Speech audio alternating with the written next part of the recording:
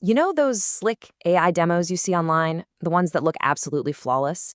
Well, if you've ever tried to build a real AI application, you know that behind the scenes, things get messy, fast. Today, we're diving into LangGraph, a library that's all about closing that gap between a cool demo and a truly rock-solid AI agent that can handle the real world. So think about this for a second. What if your AI could start a really complex task, get interrupted for whatever reason, and then just pick up right where it left off a full week later? This isn't just a cool party trick. It's about building AI that can actually survive in the real world, and it gets right to the heart of a huge problem that LangGraph was built to solve. Look, building a simple one-shot shotbot, that's pretty much a solved problem. But the real prize, the kind of AI we're all trying to build, is a stateful agent. You know, one that can juggle multiple steps, use different tools, and even stop and wait for a human to give it the okay. These complex workflows are normally super fragile.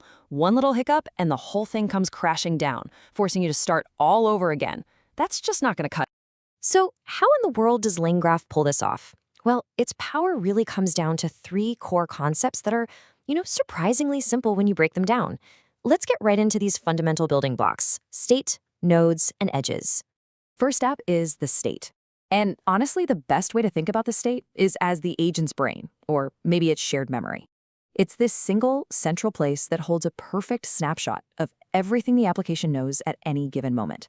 Every single part of your agent can look at the state and update it, which means the whole system is always on the same page.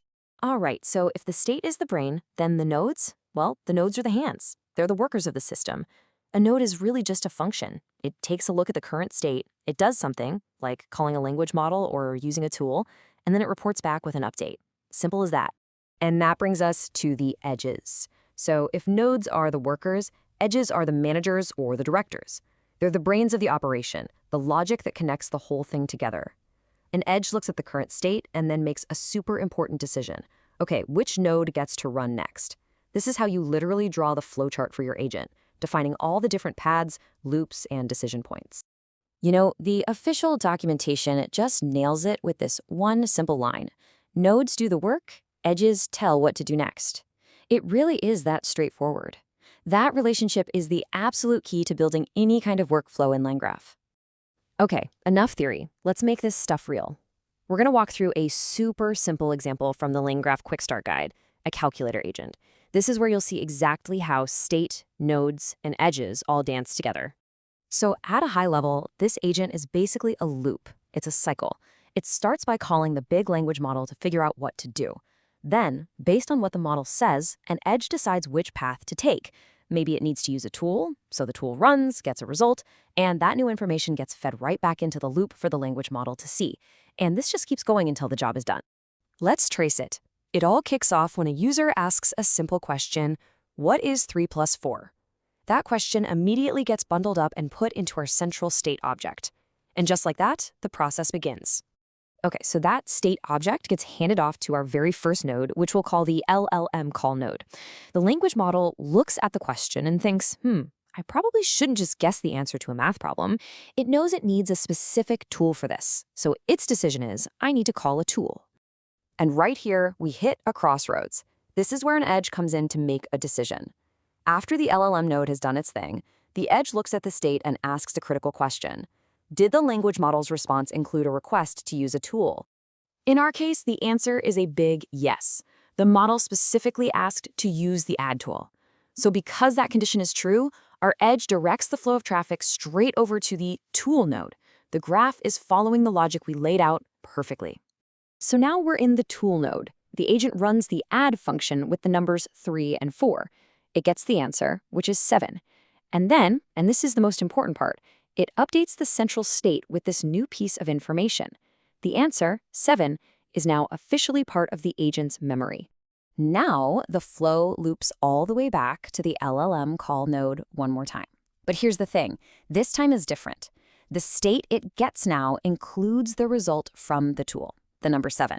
The LLM sees this, it understands the math is done, and now it can finally put together the actual answer for the user.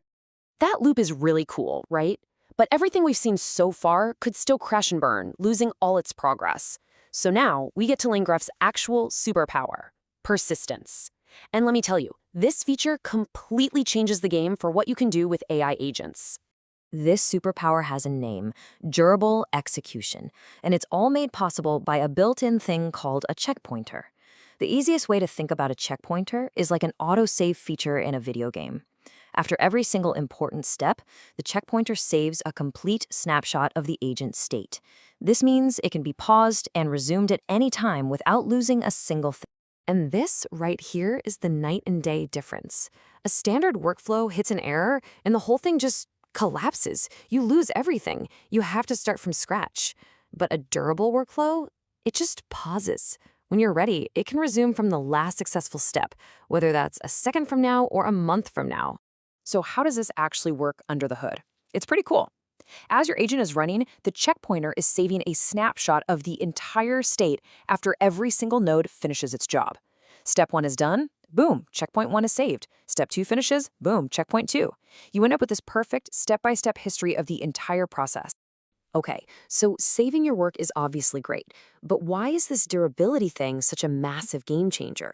Well, it's because this one technical feature unlocks a whole bunch of powerful capabilities that used to be a massive headache to build. Because the agent can pause for as long as it needs to, you can finally build true human-in-a-loop systems where the AI literally stops and waits for you to approve its next move. It means you get real fault tolerance. If some external API goes down, the agent just waits and tries again later. You can even do what they call time travel debugging, where you literally rewind the agent to a previous checkpoint to see what went wrong. This isn't just about preventing crashes. It's about creating a whole new kind of interactive, resilient, and truly powerful AI. And that really brings us to the big question, doesn't it? If our AI agents can finally remember what they were doing, if they can rewind their own actions, and if they can recover from pretty much any failure, what are we going to build next? I think the possibilities are just starting to open up.